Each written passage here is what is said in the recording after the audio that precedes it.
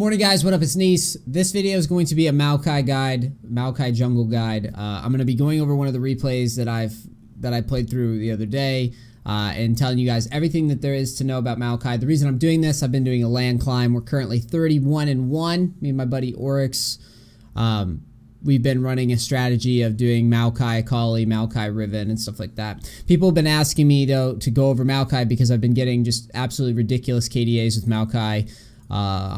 I had like a 64 KDA or something through the first 10 placement games, and people didn't really understand like what I was doing differently than most tank players. So I wanted to make a guide. You guys know me. I only put out guides if I think they're worth your time. Maokai, the tank meta is the tank meta right now, and a lot of people don't really understand how to play tanks, and a lot of people tell me, well, tanks can't carry. I disagree. Yeah, you're not going to get like some 96% win rate or whatever the fuck we have right now playing solo, but you will be able to feasibly get like anywhere between 70 to 80% solo playing tanks properly, okay? And I'm going to show you how we do it, starting with Maokai. Remember, Maokai and low elo isn't banned that much. If he is, you got Sejuani, you got Cho'Gath, you got other options. I'm going to be going over the general playstyle with Maokai, starting with runes and masteries. For runes, you're going to have AP, you're going to have 2 AP quints, 1 armor quint, attack speed reds, scaling health yellows, and then CDR magic resist blues. Okay, I like to do CDR blues. Now, for masteries, 12, 0, 18, emphasis on Courage of the Colossus, Keystone. Okay, now that we've done all that, let's talk about Maokai's jungle clear and his open. In this game, I take 1 pot, 1 pink ward, and Hunter's Talisman. Pink ward goes down at 55. This is important. If I'm red side, pink ward is going to go down in the same spot over here at around 55. And then I'm going to haul ass over so that I can put my saplings in the brush at 110. Okay, saplings are start thrown at 110. At 110, we spam saplings into the bush, and we do them from front to back. Saplings go from front to back. That way we get the smoothest clear when the minions spawn. As you can see, very smooth. It's done before the Gromp spawn. Shouts out to the dude that emailed me on that little trick with the saplings, okay? Because I didn't solve that myself. Now, this is something I did solve myself. I actually screw it up in this replay. The idea is, if every time your Q... Let me bring up Epic Pen for the purposes of discussion here. Every time your Q's off cooldown, you want to Q this Gromp forward. I do this wrong here because I didn't figure out the whole Q technique. But you stick your saplings in this bush here, and you bring the Gromp forward, and then what you're going to do, once you've gotten Gromp low enough, you're going to just try to kite Gromp into the brush at the last second. I screwed up here, but you can practice it and you'll see. I do it like 90% of my games, I pull it off. Sometimes I fuck it up though. So there, reset, whatever. Shit happens, right? The idea is you're going to try to get through this clear as fast and as efficiently as possible. You're going to notice that with Maokai, I always go small wolves first, then the big wolf, and then here, notice how I'm going to... Oh, I actually counter-ganked this because Kha'Zix is diving. We're going to go back. Now, obviously, I'm a little late through my clear, so it kind of pays off. I luck out hard because I'm late through my clear. But if I wasn't late and I was here and I was watching this dive happen, because Kha'Zix is going to come in here and flash, right?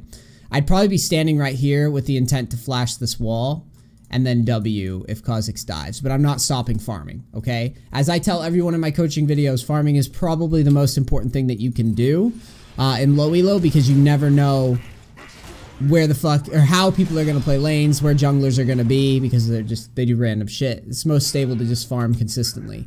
Now, once we're in raptors or chickens, right? Put our saplings in the brush and try to AoE as many. Watch, you'll see it. I do it right here. Try to AoE as many chickens as possible with your sapling toss, and make sure to always throw your saplings into the bush anytime you can. Notice there, I'm already, as soon as that sapling is going for the chickens, I'm already leaving. People say, well, how do I jungle better? A big part of jungling is treating pathing like a speed run. I say it all the time in coaching. I live by it. You'll always see me trying to cut corners any way I can when I'm clearing. It's important. It's the difference between you being in or out of position for counter ganks, for invades, whatever, for team fights, whatever. You need to always be clearing efficiently. And you'll constantly see me do it. Constantly putting my saplings in bushes, kiting to the bushes, autoing smoothly, anything that I can do to run this clear as cleanly as possible. Now, I'm doing a full clear in this replay. Why do we full clear? We're trying to get to Bomby Cinder, which you'll see in the items that I purchased at the bottom, right here. I get Bomby Cinder, boots, and another pink ward. Bomby makes your clear a lot smoother. Riot's going to be nerfing the item, make it 50 gold more later, which might hurt a little bit. We'll cross that bridge when we come to it, okay? But for now, we get Bomby Cinder. Teammate gets a kill top. And as any jungler should be adapting to the situation, we see that Kha'Zix is low and he's not leaving, so we're going to follow that in. And we know that he doesn't have flash because he used it mid. Again, I say yes, you should be farming first, but if the ganks are in your trajectory, notice how I'm not really fishing for ganks. It's just in my path of farming Gromp. I see that this guy's out of line. So then I'm going to go top, throw the saplings into the brush in front, because if Kha'Zix tries to leap away, we want to make sure that we get the slow off, okay? That's how we secure this kill in this situation. We're not rushing it, we're not panicking, we're taking a long path in front of him to make sure he can't get out, and we're anticipating what he might do. I saved my W for quite a while, and I try to anticipate when he might jump, and he never jumps. I don't know why. Maybe he's moronic. I have no idea. We get the kill. What do we do when we get the kill? We see that Renekton's still getting out of line. We come back up to make sure that top lane's pushed in safely. Trade some damage with Renekton because Kha'Zix is dead and he can't counter gank. That's alright. Renekton gets out of line. We root him. He's gone. Notice I did not leave my top laner to fend for himself and try to push the lane solo. It's too risky. The top laner gets 1v1, all of our momentum is lost for that lane. So we stay there and make sure the lane gets pushed in. Back right away. Finish up our Cinderhulk because we're off to a really good start. Actually, did we finish Cinderhulk yet? Not yet. I think we have to do one more clear or something. Or partial clear. So we do a half clear, looking for top again. Now, we're going to talk about Maokai's ultimate, and this guide will pretty much cover everything you need to know about Maokai. I've showed his clear, I showed how I defend against invades using the pink ward, I show how to use the saplings to stack up, and then how I approach ganking. I basically farm first, and I take the ganks if they're in my trajectory. So here, I know Renekton's a weaker player. This is also a duo partner. But Renekton's still not respecting the lane, even after we've ganked him. So knowing that, and he's ulted, I've already seen that he's ulted. I want you to notice the ult that we're about to throw. A lot of Maokai players have no idea how to use their ult. It's a very tough skill shot. It requires prediction and understanding of where the fuck people are going. Here, we're throwing the ult this way. The reason we're doing this is because we know that when this fight breaks out, Akali should have the edge to a degree, and because of level advantage, and if not, basically, if Akali can kill Renekton, cool. If Renekton can kill Akali, cool. The only thing is, I just don't want Renekton to leave this way. That's the only way that Renekton gets out of the situation safely. Okay? Either he somehow outplays Akali level 6 versus level 7, or he realizes Akali can beat him and he's going to dash away. No matter what happens, we're cutting off the retreat that's inevitable. That's thinking ahead is about as a jungler, okay? Throwing the ult out in advance, getting the root speed. Watch the speed up of the ultimate as we come out of the fog of war. We follow that up with W, we get his flash and the root, and I mean, that's GG, right? It's too easy. We're just planning ahead of the situations. I call the escape in advance. He flashes, still not going to get him out because we've planned the ult to cover that cone of space. And then the W root, it makes it very, very hard to escape that type of gank. Especially he's already used his ult like that. We back, get Cinderhulk upgrade. You can see it at the bottom. And we go to defend our camps. Kha'Zix, we know Kha'Zix will invade our side of the jungle every so often because we showed top. We catch Kha'Zix low. This fight's a mess. But I want you guys to understand. You're watching this, you're thinking, wow, you're playing like a lunatic and you kind of get lucky. I am going to play like a lunatic here because I'm level 7, he's level 6, and I just come off of a power spike finishing my challenging smite and my Cinderhulk, right? So I am huge. I am 3-0-1. Kha'Zix is invading me. I just bought items. I've basically put all of my gold. Notice Kha'Zix is 1k behind on the Malzahar. I have dumped all of my gold into Maokai here. Okay? I'm gonna want to battle. I'm gonna want to trade in this spot. I'm gonna want to push the limits here. You see how calm I play in the clearing and in the ganking and everything. I don't do anything too crazy early on, and I'm just pathing and farming, right? And whatever happens, happens. Here, I loosen up because this Kha'Zix is so out of line, and I really want to put the pressure on him and get a favorable fight going with my mid and jungle versus mid and jungle, basically. So here, as you can see, I root Kha'Zix, almost kill him, throw sapling into the bush, trying to predict where he's going. And at this point with Maokai, pretty easy job. Alright? Spam your abilities and auto people. Spam your abilities and auto people, and always try to root the squishy targets. Get in the squishy target's ass as much as possible. Here, I root Malzahar, beat him up. He spaces out. We throw the sapling to try to kill him. We get the kill.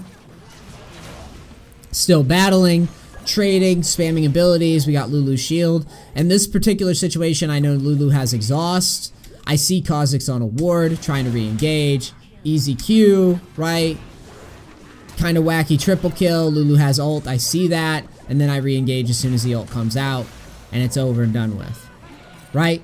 That is a massive trade in our favor because we know that we hit the power spike. And we know that we're able to take a riskier play there. Right?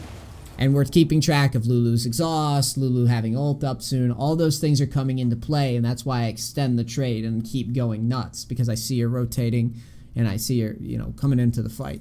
Sometimes she won't exhaust right, sometimes she won't ult, whatever. I'm going to take that risk all the time. Because it's a good fight. And it's a good power spike. So now we're fed. This game, we go like 10-0-11 or some bullshit like that, right? So, for those saying, wow, you know, tanks can't carry, let this game serve as a demo. Yes, tanks can carry. They actually carry quite hard in this meta in a lot of cases. So we're 6-0-2. So again, farm, farm, farm.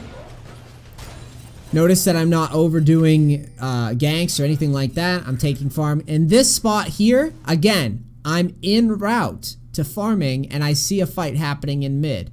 I'm not abandoning my farm. In fact, you saw me throw a sapling and I was still thinking about it. If it's in my path, I take it. But if it's not in my trajectory, then I don't worry about it. Because I make sure that if my teammates are about to go ham, if I'm in position, then I will rotate. And here I just follow up on the Kha'Zix because I'm huge. And I'm just pushing my advantage a little bit. Fight gets a little messy because there's a Twitch in the back. This is doing a lot of damage. Baiting our teammate a little bit.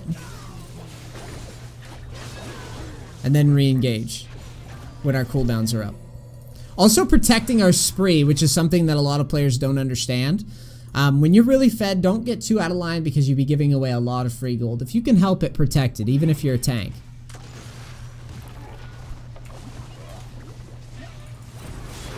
Now, trying to take mid tower, but only briefly. Obviously, we can't commit too hard. We bait Renekton into another fight. We're really tanky. We know he can't kill us. Echo's coming to mid. So we bait, we auto, and get him to get out of line. He doesn't, I guess he just doesn't understand how fed we are because he kept trying to extend the trade on the tower. We take blue buff. Generally, if my mid lane sucks, I always take blue buff. 8-0-3, I'm not sharing with this mid who's somehow managed to die 3 times. Fuck that.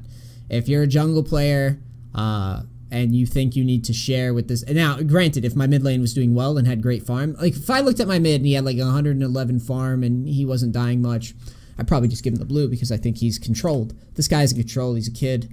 And I don't respect children in a children's video game. Fuck that shit. I'm a man playing a kiddie video game. And I will take them blues if that means I carry the game. Now, when you are the tank, it's your responsibility to focus on the thing that's going to kill your team. Considering I'm the most fed, I have engage priority. Engage priority to me means any fight, if I go in first, I've won the team fight. That's it. It's a race. Who can get a better engage? Who can pressure the backline as a tank more effectively than a fed Maokai, right? No one. So that's what I'm going to do. Here, I'm very aware that Twitch exists. Very aware. And I immediately ult out because I know that he's going to show himself and I want to pressure him. And I go straight for him to try to zone. Can't get him. We kite back. Notice I don't just mindlessly commit. If they're not going to give me the W to Twisted Advance towards Twitch, I'm not going to go too crazy. Again, protecting my spree. Soon as the fight ends, what do? I don't jerk off. I don't overplay the fight. I go right back to farming and healing back up. There, my team's chasing the dragon or something, right? But I'm healing up. I don't care that much. Obviously, I show up to smite it, but I am doing things that make sense at the time for me. I don't panic. I don't run over to dragon and give up my farm. I just do things on a path that makes sense at the time. Here, we're going to stay on Twitch because we have a Kali behind us. And that's too easy, right? Too easy. We're just a big meat wagon at this point.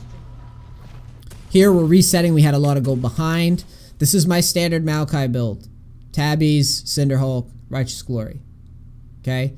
I like Cinderhulk, Righteous Glory as like the core item. They're just really scary engage on a Maokai. Like, terrifying. Especially when you're fed. You can fight anybody in the game with this build if you're fed. You can literally fight anyone in the game right now. There's not a champion in the game you can't whoop. The power of point and click, boys. Here, again, always thinking about where Twitch could be. This was the spot where I make the executive decision to do something kind of risky. Kha'Zix was top, but I'm super fed, and I don't like the idea that something's getting done around the map and I'm not doing anything. So I ult out because I'm super fed, and I think, you know what? I'm about as big as I'm gonna be, even though my team isn't. Ideally, your teammates need to be here, and the wave needs to be pushing in. So this is a very risky dive. We're gonna get away with it because of how fed we are.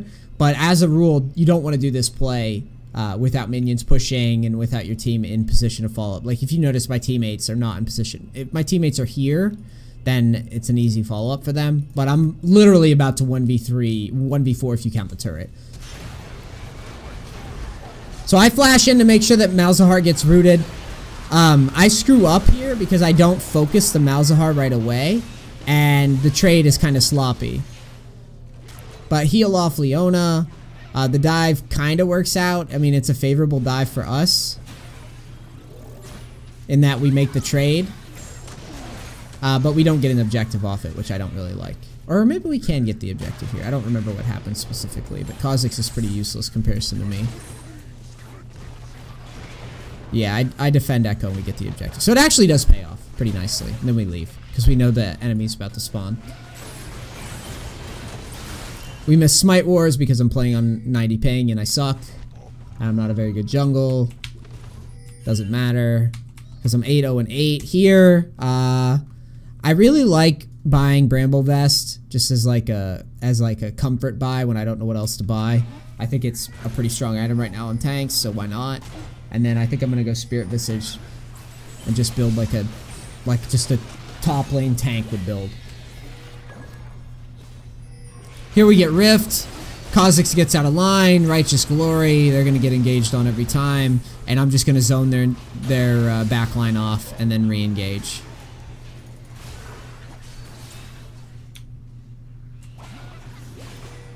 That little move, I really should show that again.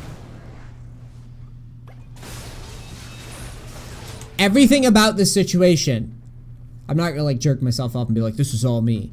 But everything about this fight is decision making that I'm actively making. Mental APM, which I should do a video on. But mental APM, I'm thinking engage priority. If I see a squishy, I'm going ham on them. I'm leveraging my gold. Remember, I just came out of base. Every time I come out of base, I want to do stuff when I'm fed, and I have just come out of base. And you'll see, I'll take looser fights. I will engage on a fucking drop of a hat. I don't care. Right here, I see Kha'Zix for the Echo's vision. I see Kha'Zix pop up. So I say, oh, okay, not a problem. And I engage him immediately. There's no hesitation here. We take that engage immediately, and then what do? Mental APM. I know what Malzahar wants to do. I know what Twitch wants to do. Twitch wants to engage on my team. I'm going to find Twitch, and in the meantime, I'm going to pressure the Malzahar. So I'm looking for Twitch, trying to find him. I don't see him, right?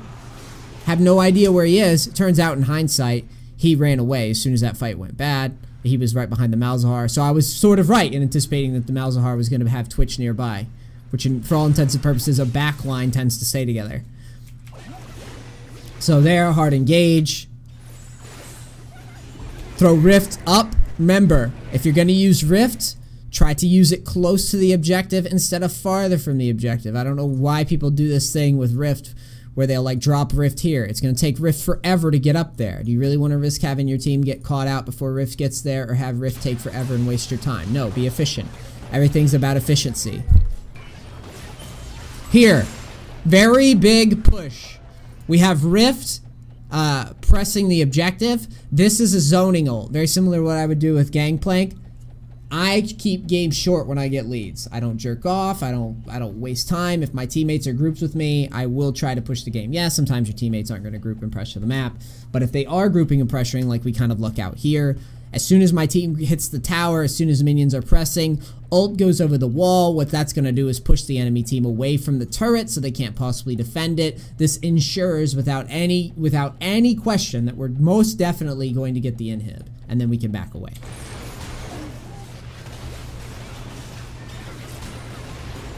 So there, back my team away, ping them off, you can hear it, ping, ping, ping, get the fuck out, take your camp on the way out. Notice I don't care much for dragons as a tank player, and the reason I found over a bunch of games now, fighting for dragons without your team there to help you is just a huge time sink, and it doesn't seem to pay off. I'd rather just win the map. Sounds dumb. If my team's winning lanes and we're crushing, yeah, we'll take dragon, but most of the time, I'm not like a Nunu. I don't just sit on the dragon and do it randomly. It just loses too much value on the map, I think, in solo queue. So here, you can see my Draven's nearby, so we do the dragon with Draven, because we actually have the damage to do it, and do it reasonably fast. Here I have 2k unspent. Team's pinging Baron. I back and get ready to do Baron. Here, I have a pink ward, I have sweeper, I get right to that, pink ward's gonna go down, I clear the vision for the other team. When you're doing Baron, put your little tree people in the bushes over the wall. This wall, if you can get it, I think you can get it to this little brush if you stand right here. Pretty sure it's in range. Either way, you can just drop it right in the front. The point is, you want to see where the jungler is, because you could potentially just throw your ult over the wall to root him while the Baron is finishing, so you don't have to contest smite, which personally Maokai can lose a smite war pretty easily, in my opinion. Like, it's very easy to lose a smite war because you don't have a very reliable execute. So that's one way you can mitigate that variance. See right there, that's why we do that. I try to put my brambles over the wall, he jukes it, and we hit the smite anyways because we're massively ahead on levels. But you see the idea that why I'm ulting there. I'm trying to discourage a contest. The more pressure you can put on the enemy jungler, the more likely he is going to fuck up the smite steal. Now, we push mid, and this is GG. So, in summary, Maokai, focus on clearing for Balmy Cinder. Start to loosen up once you hit level 6. Look for big max range ultimates. Farm over ganking. If the gank is there, by all means go for it. As in, enemy champ's low, no flash, your laner's got good HP, capability to follow up. That's when you should look for ganks. You prioritize farming first, because farming is guaranteed XP and income. Ganking is not always. Sure, ganking will snowball the game, but you'll be able to find a decent spot. Maokai's overtuned right now. Then once you hit your power spikes, your Cinder Hulk, your Righteous Glory, you start getting fed, you loosen up even more and rotate around with your team and CC the squishy targets like I did in this replay. From there, Cinder Hulk, Tabbies, Righteous Glory is like top-notch build. I like to go Spirit Visage. You can also go Vow. You can also go Locket. You can also go Thornmail. You can do all sorts of stuff. Whatever line you want to take is completely fine. But the core generally needs to be Cinder Hulk, Righteous Glory from what I could tell. The last thing I'm going to say is be decisive. If you see people out of position, go on them, especially if your team. Notice every engage that I took was either because I trusted my power spike or my team was nearby and I was thinking about which targets I need to prioritize. You notice I always went for Twitch and Malzahar or Kha'Zix. I never once really focused on Renekton in any fights. I never even looked at Leona in many of the fights. It was very focused on like the actual carries and CCing them, because once I get ahead, I play Maokai just to hard engage, not to kite. All right. Hope you guys enjoyed this, and you should be able to get some easy wins in your games as long as you paid attention to the replay, like actually paid attention and watched, and can emulate what I did here. Remember, treat jungling like a speed run. Clear efficiently. Be mad at yourself when the clear isn't efficient. Be mad at yourself when you're not doing things quickly and cleanly. That's the only way that you'll have success on the jungle. All right, it's NEACE, No Bullshit Gamer. Glad to make a video for you guys, and I'm out. Peace. Crackers, please subscribe and all that bullshit.